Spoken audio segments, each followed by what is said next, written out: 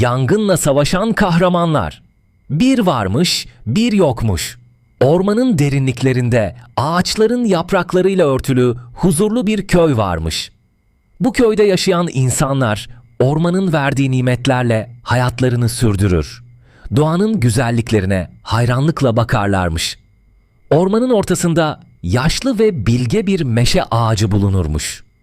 Bu ağacın adı Bilge Meşe'ymiş ve köylüler onun etrafında toplanarak hikayelerini dinlerlermiş. Bir gün köyde büyük bir panik başlamış. Ormanın uzak bir köşesinden siyah dumanlar yükselmeye başlamış. "Yangın var, yangın var!" diye bağırmış köyün gençlerinden Ali. Köylüler hızla toplanmış ve yangına müdahale etmeye çalışmışlar. Ancak alevler o kadar hızlı yayılıyormuş ki herkesin çabaları yetersiz kalıyormuş. Bilge Meşe bu durumdan oldukça endişelenmiş.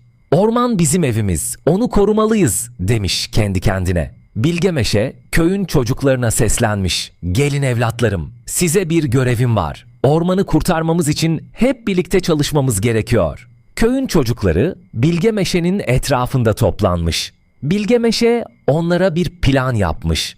Alevlerin daha fazla yayılmaması için ormanın derinliklerine gidip su kaynaklarını bulmalıyız. Suyu alevlerin üzerine taşıyacağız. Ayrıca hayvan dostlarımızdan yardım isteyeceğiz. Köyün cesur çocukları Bilge Meşe'nin önerisini kabul etmiş ve hemen işe koyulmuşlar. Su kaynaklarını bulmak için ormanın derinliklerine gitmişler ve büyük kovalarla su taşımaya başlamışlar. Bu sırada ormanın hayvanları da yardıma gelmiş. Tavşanlar, kuşlar, sincaplar hepsi yangının söndürülmesi için el birliğiyle çalışmışlar. Köylüler ve çocuklar gece gündüz demeden çalışmışlar. Ancak alevler bir türlü sönmüyor, ormanın daha fazla bölgesine yayılıyormuş. Çocuklar ve hayvanlar yorulmuş ama pes etmemişler. Bilge Meşe köylülere moral vermek için onlara bir hikaye anlatmaya karar vermiş. "Hepinize bir hikaye anlatacağım," demiş Bilge Meşe. Uzun yıllar önce bu ormanda yine büyük bir yangın çıkmış. O zamanlar bu ormanda bir ejderha yaşarmış. Bu ejderha ormanın koruyucusuymuş ve ormanı korumak için her türlü tehlikeyle savaşırmış. Yangın başladığında ejderha tüm gücüyle su fışkırtarak alevleri söndürmeye çalışmış. Ancak yangın çok büyükmüş ve ejderha tek başına yetememiş.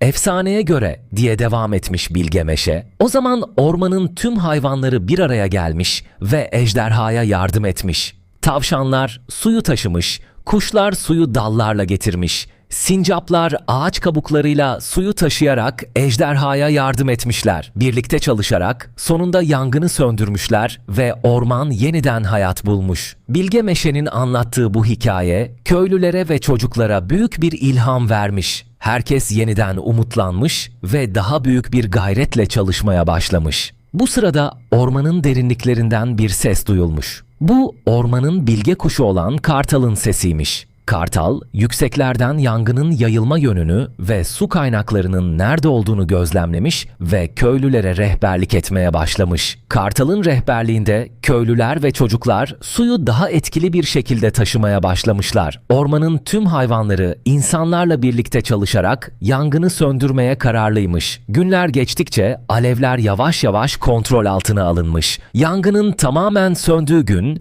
köyde büyük bir sevinç yaşanmış. Bilge Meşe köyün meydanında toplanan herkese seslenmiş. "Birlikte çalıştığımızda ne kadar güçlü olduğumuzu bir kez daha gördük. Doğamızı korumak için her zaman dikkatli olmalıyız. Orman bizim evimiz, onu korumak hepimizin görevi."